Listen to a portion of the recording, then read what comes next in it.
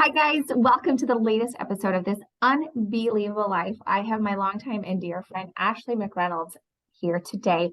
And she's going to be coming back actually to talk on a few topics. But for today, we are going to tackle her foster and adoption journey.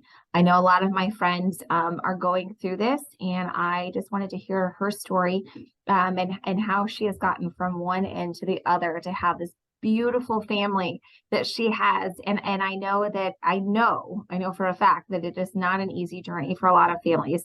And for those of us that have never been through it, it can seem very foreign and we have no idea what's going on in your world. And I just wanted to turn this over and have Ashley tell us a little bit more about her story today. Thanks, Nikki. So I wouldn't say that I'm at the end of this journey by any means. Our kids still continue to deal with trauma, and it's something that they're going to be dealing with the rest of their lives. So even though we're done fostering, we think, it doesn't mean that we're done. My husband and I actually worked for the Department of Child Services for 5 years not long out of college. Um, and I had a majority of teens on my caseload, and I really adored the families that I worked with, the foster families. And at the same time, my husband and I were experiencing infertility issues. We had tried and it just wasn't working.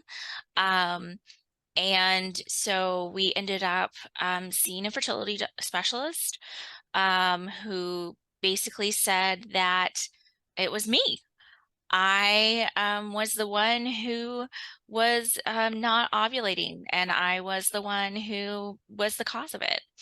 Um, and so we tried a few rounds of IUI, which is where you take the medicine as the woman, and then the man's sperm is injected that way. Um, Never worked. I got cysts on my ovaries. I responded too well to the medication. It just didn't work. And so we decided to seek a second opinion out of town. A good friend of ours and someone who was just on the last podcast, Holly, recommended a specialist in St. Louis. So we went to St. Louis, and in St. Louis, they told me that, or they told us that actually my husband also had a fertility issue. And truthfully, most of the fertility issues are both parties. So we go into our society and we believe that women are at fault for not getting pregnant, when a lot of times it's both spouses. So that's why it's so important to have both spouses tested, not just one, and figure out what's going on. So I was lucky enough to, at the time, be volunteering with an organization called Chance to Hope here in Evansville. And I'm not quite sure that they're still around. I apologize. I don't volunteer with them any longer. They were putting on a conference here locally for families that were experiencing infertility. And I was running the electronics, the computer systems for the people who were presenting that day. And I met a wonderful man named Dr. Alper. He was apparently at a conference with Chris Ryan, the CEO for Women's Hospital, and they chatted about how desperately needed a fertility specialist, and all the things that came along with it were needed here in the Evansville area. So from Boston IVF and Dr. Alper opened this wonderful office in Deaconess Women's Hospital.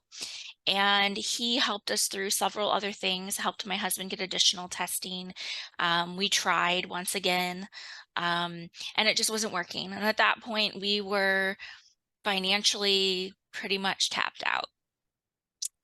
One of the wonderful things that Boston, Massachusetts has, but Indiana does not, is they have fertility insurance.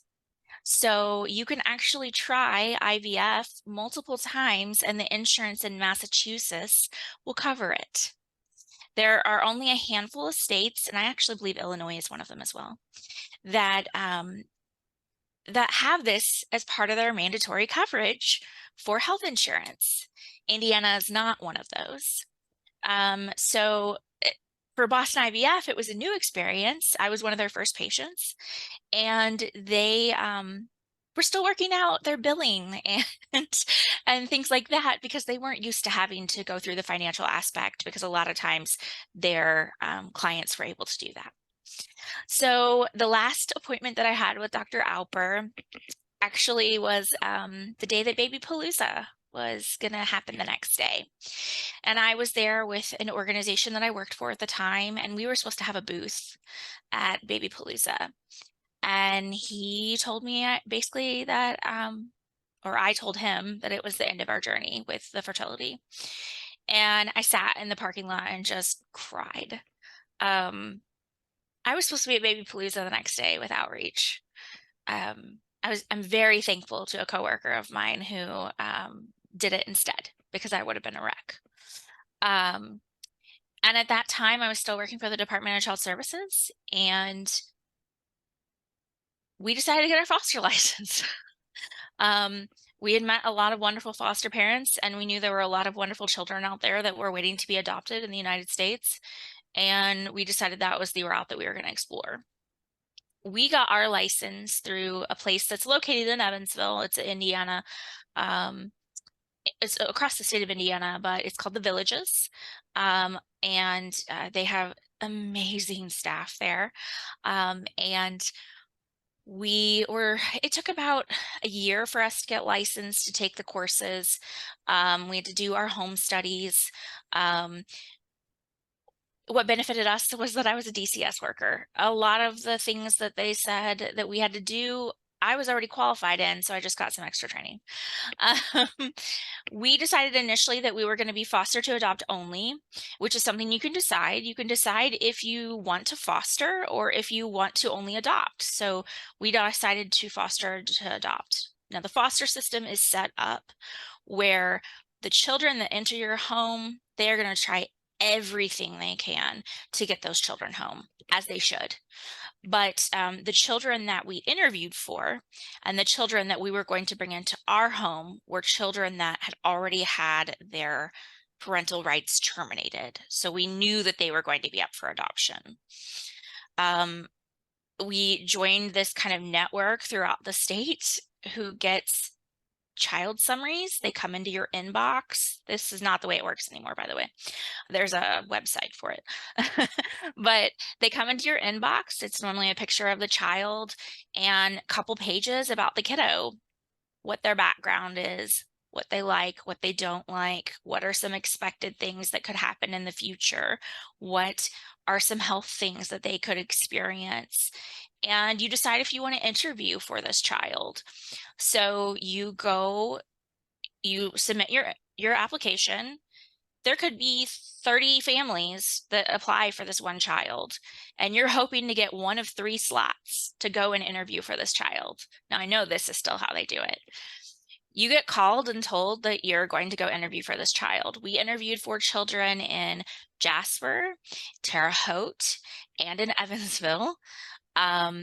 The Terre Haute one and the Evansville one, we were certain that child was not going to come into our home, just because of some, one was a known foster family that we were with, and the other, it was very apparent that that child's best fit was another family, not ours.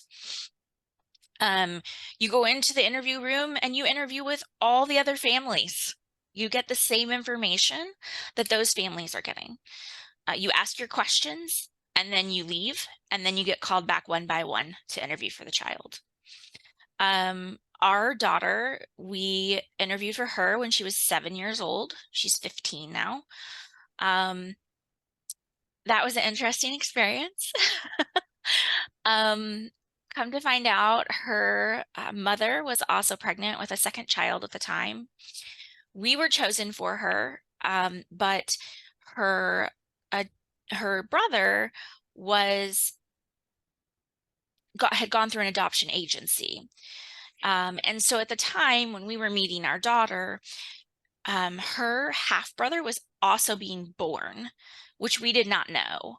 The family that privately adopted him lives in New York, And they were actually here while we were meeting Lily. We did not know, meeting the brother. Had we known, gosh, we would have loved to get together with them, but we didn't. Um, my daughter's mother, thankfully, several months later, gave us their information. One of them has a very unique name, and it was very easy to find him because he's a professional woodworker by trade, but he writes. So he writes for a woodworking blog and several magazines, and he's got a book. So it was easy to find him. They're wonderful people, and we adore them. We were able to go out and see them several years ago. They have family that lives near here, and so whenever they come into town, we go see them. And so we are able to maintain the relationship between our child and her brother, which is wonderful. Um, at the time that we got our daughter, her mother was in prison. There was a lot of stuff that went on with that. At the time, the Department of Child Services wasn't protecting our daughter like we thought that she needed to be. And we hired our own attorney to take on our side of it. And it took about an extra year to adopt her, with the caveat that her mother could write several times a year, and her mother was able to have some communication with her. But that was our daughter's choice, if she wanted to have that communication or not. We then shut our house down to fostering after we adopted her for about a year, year and a half. We were on vacation in New York City and got a phone call and said, "Hey, we have this newborn. Do you want him?" Well, I'm not going to I mean, come on. And we were leaving the next day anyway. He was in the NICU at Deaconess again. And he was born with a meth addiction. His mother had been using for some time, and he was addicted when he was born. Another family went and got him from the hospital. We drove all day one day to get home, and at 7:30 the next morning, went and picked him up. He pretty much lived on my chest for the 6 months that he was with us. We were definitely told from the get-go that this mother had lost 5 other children to the department, and that he was going to be available for adoption. Otherwise, we probably wouldn't have taken him because we didn't want to build that bond or destroy that family relationship. Come to find out, that was not this mom's story at all. She hadn't lost all 5 of those prior children, and she had a history with her own mother. So I'm not exactly sure how you learn to mother if you haven't had a stellar example. What happened is we became advocates for his mom. She worked so hard to get her life together, to become sober, and she deserved every chance to raise that child. And here we are 6 years later. We're friends with her. We go to his birthday parties. We FaceTime with him. He comes and spends weekends with us. Um, you know, she's been sober for 6 years, and of those children, she has a majority of them back in her custody. And she's married a wonderful man, and she has a good job, and we're just so incredibly proud of her. Yeah, that is not the norm for foster families and their kiddos. We love him so much, and we love her. Sorry. But I still miss him every day. He's my baby. He was my first baby. He's my baby. He came to work with me every day because we didn't have daycare for the first couple of months. He very much, there are pictures of me from work back then, because I do the social media and a lot of the other things, of me holding a camera and me FaceTiming live. And you can see an X on my back from the boba wrap. and he's literally tucked in my chest, and I've just given him a bottle so he'll be quiet during a press conference. Um, so he grew up with, I mean, those 6 months he was there. When we first got our daughter, she was at that nonprofit too. Those coworkers celebrated with me, just like my family did. Um, so he went home and we were like, we're not going to do this again. Like, we can't do this. We shut his room. We didn't go in it, I bet, for a good 8 months because we were just broken. Meanwhile, Mama's doing everything she can to make sure that we're still in his life. But every time I take him home, I cry because I miss him. Then we got our third foster child. We knew we were probably just going to foster him. Let me preface that. He had significant mental health and developmental issues. We didn't know that. We didn't know, we weren't told by the department. He was put in our custody. We were a special needs foster home, so he was put in our custody 2 hours from his home, not just 10 minutes, not 20 minutes, 2 hours from his home. He was taken from his entire family, his entire support system, his school that he felt safe in.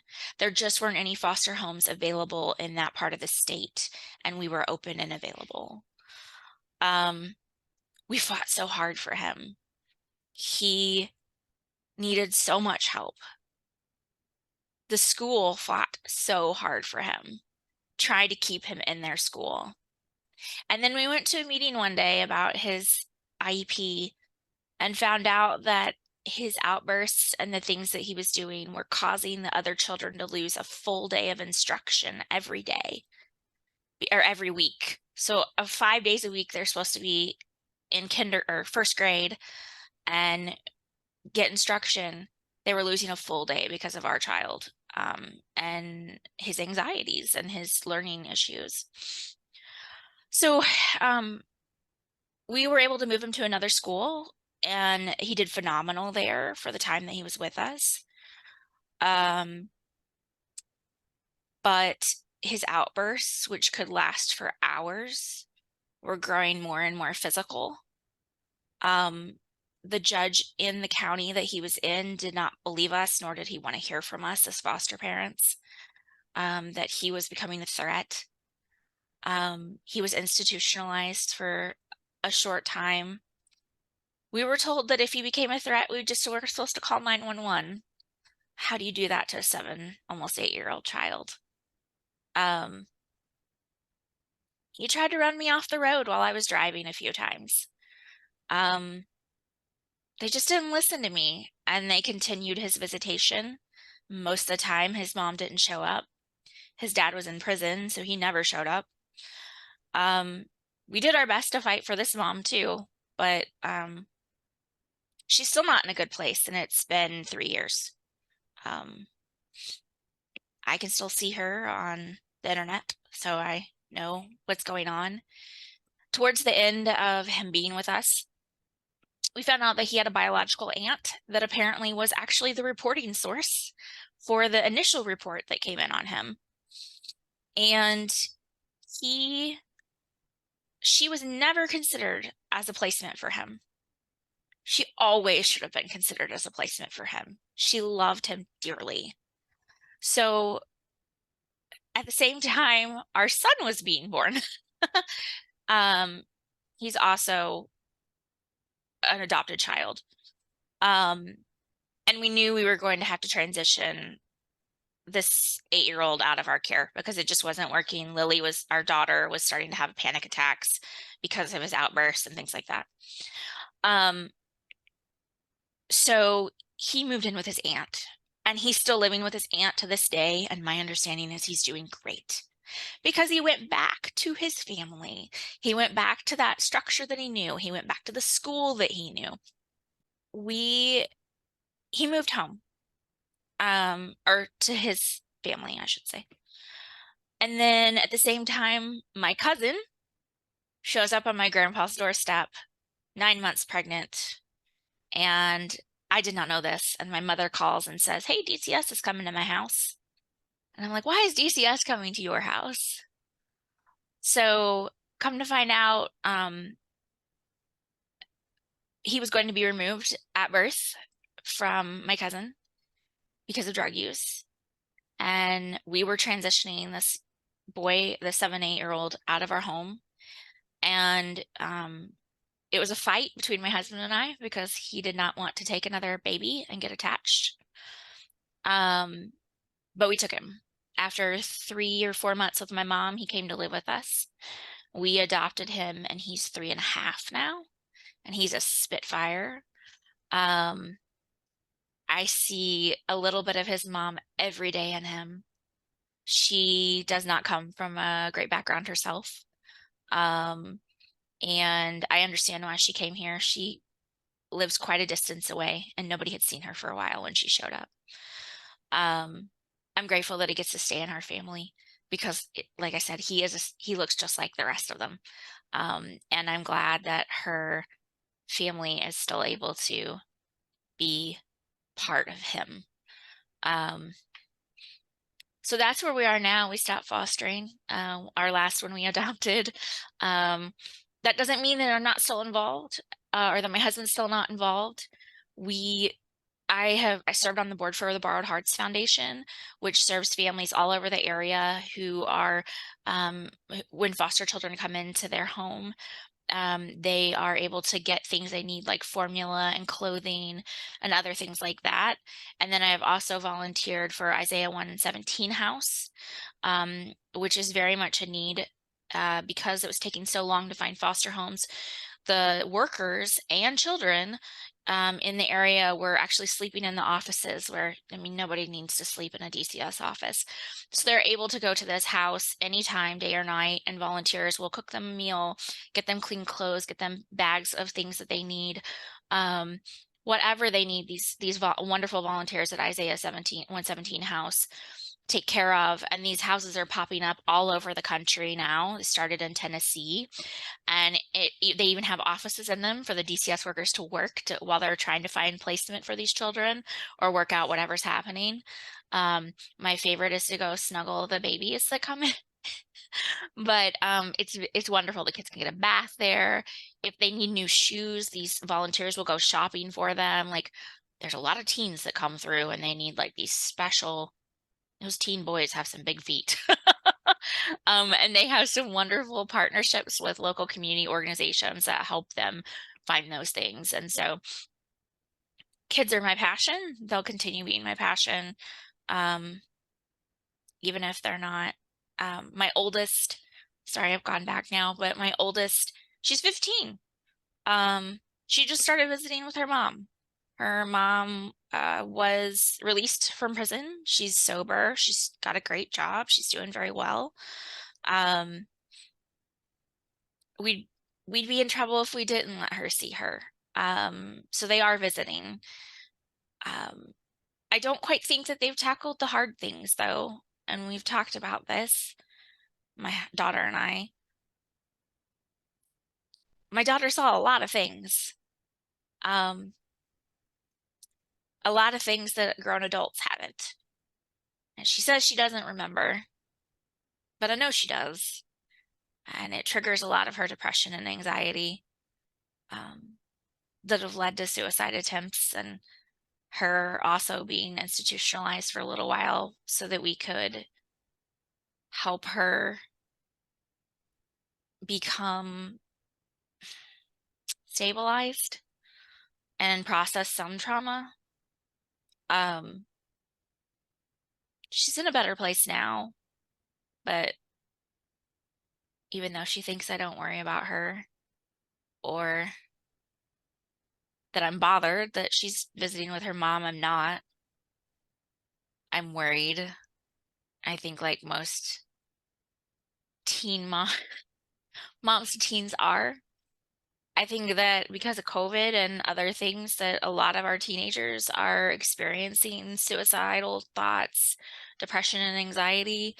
Um, and we don't talk about it enough. When I found out that the first time my daughter was taken in. I found out that a lot of my friends' children had also been there.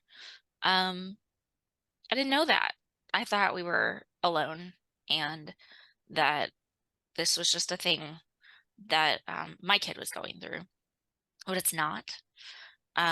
We're grateful that her high school has some wonderful resources and they've been working with us. Her middle school did not. She was a very competitive athlete until the 7th grade. She tore her meniscus and her ACL and had to have surgery, which was in the middle of COVID. The thing that she lived for, she could no longer do. And she lost her self identity. And that triggered the depression and anxiety. And the school very much was not supportive, the middle school. In fact, they did things that made it worse. Had it not been for one school counselor, I probably would have lost it on them a lot more than I did. The high school is much, much better that she's at now. But the trauma that she saw from before being adopted is something that she's always going to deal with. It's never going to go away. You're never going to forget that you saw your parent in that situation or that you were dealt with in a certain manner. It's just not going to go away, whether the teenager says it is or not. So I expect that it's going to be a lifelong battle. We have a toddler, and just because we adopted him at birth doesn't mean that he doesn't have childhood trauma. He was taken from his mom, who he grew inside of for 9 months, and put with essentially a stranger, even though it's my mother. And then a couple months later, given to me and my husband, who, by the way, my husband is the best thing ever. And the man who wasn't quite sure that he wanted another baby, they are buddies and pals and besties, as my 3-year-old says. And everybody else in his life pales in comparison. So you can build a family through fostering and adoption. Is it a rough road? Absolutely. Do I have friends that I talk to on a daily basis? And do a lot of times I sound like the devil's advocate? Yes. But I want to be absolutely truthful with them about what's in that road, what it might look like, and not to hang their hopes on everything that they're told, and to also do their research. Like I said, we had the villages. They're a phenomenal resource. They have phenomenal workers. Our worker for some time was a nun, and she was the coolest nun that I've ever met in my entire life, and we adored her. She's very blunt and to the point, but she has now gone on to work for the Sisters recruiting, which is a loss, I feel like. But nonetheless, the Villages was wonderful. There are multiple resources in the area that will get you licensed, and it doesn't take as long as it used to, like it did with us. And there's such a need for foster homes. If you realistically know that the goal is for those children to go back to their homes, the homes that they grew up in, the family that they've bonded with. Their families may be poor. They may have a hole in their floor and their water's not running, but there's resources to fix that. The kids may have seen something, but the department's trying to help them and give the resources to the families. You never know when there's a situation with domestic violence or sexual abuse, not only for the kids, but for the families, for the moms, for the grandmas, and it's really a cycle. You just don't know. And so you want to get in there and try to help first before you just assume that they need their children taken away for the rest of their lives. So don't just assume that what you saw at first is the real story. Lily didn't tell us lots of things until we were driving in a car late one night and it was dark and she didn't have to look us in the face. And she started telling us things. She had been with us for over a year at that point, and we still didn't know those things, and we're still not going to know all of them. I don't encourage everybody to foster. I do encourage, if you're going to adopt, do it from the United States. That's my own personal bias. I know there are other countries around the world that have children that are in need too, but gosh, the United States has a lot of kids. The last statistic I saw was it could fill up a Super Bowl stadium at least 3 times. Every kid that comes out of the foster system or adopted is not a bad kid. It's just the circumstances they were in. There are wonderful children. There's a wonderful website called adoptuskids.org. It will show you pictures of the children all across the country that are in need of families. And you'll get addicted, and you'll find one that you cry and sob and you love, and now you're like, oh, I have to go adopt them. And I'm not joking. I mean, that's not from my point of view, but Nikki, have you seen I can't remember the movie. It's with Mark Wahlberg. It's about adoption. I can't remember the name of it, but it's so true.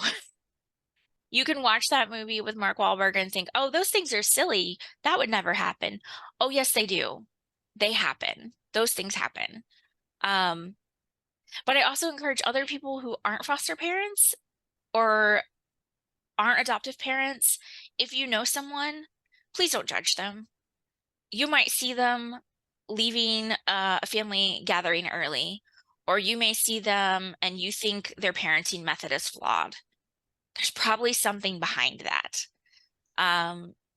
My kids have to have things very structured. They need to know where we're going next or what's going on.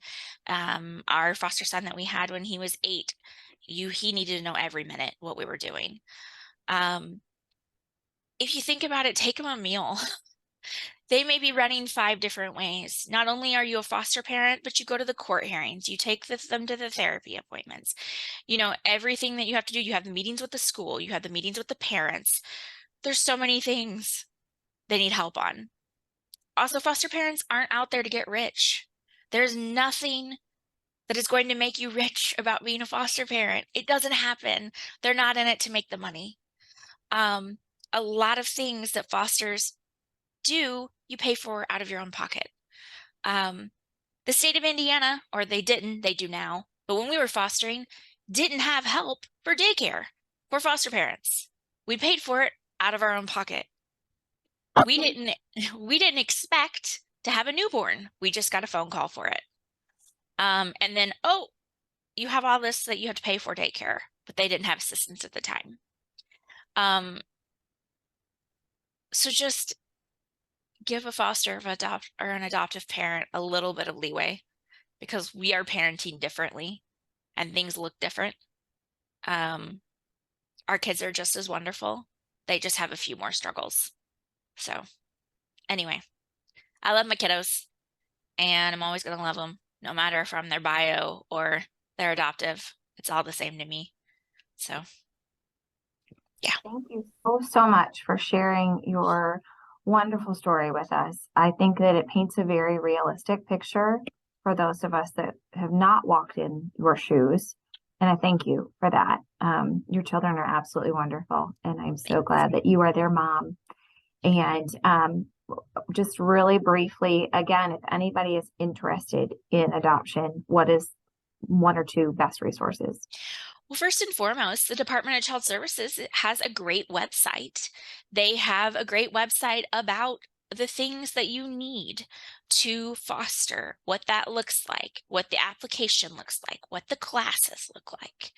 But there are many other organizations. I know locally we have several that license foster parents. The Villages I mentioned is one. Deborah Korn is another. They both have intro classes. So you can go to an intro class online or in person, and you can ask all those questions that you might want to know before even engaging in the process. So I really recommend, if you're thinking about it, just go in and do that. Or if you're thinking about, hey, I can't do that, but I'd love to volunteer, Borrowed Hearts and Isaiah 117 House are wonderful programs to get involved with. That's a way that you can help foster, adoptive, DCS, or children in general get the best start they can on their new journey without actually fostering or adopting. Okay, well, thank you so much for being on this episode of this Unbelievable Life. I find you absolutely incredible, and I'm so blessed to have you as my friend. And if anybody has any questions or wants more information from me or Ashley, please feel free to reach out. We are so grateful to our listeners, and hopefully they can help spread the word too. Ashley, thank you so much, and Thank you for having me. we hope that everyone has a wonderful, wonderful day. Thanks so much.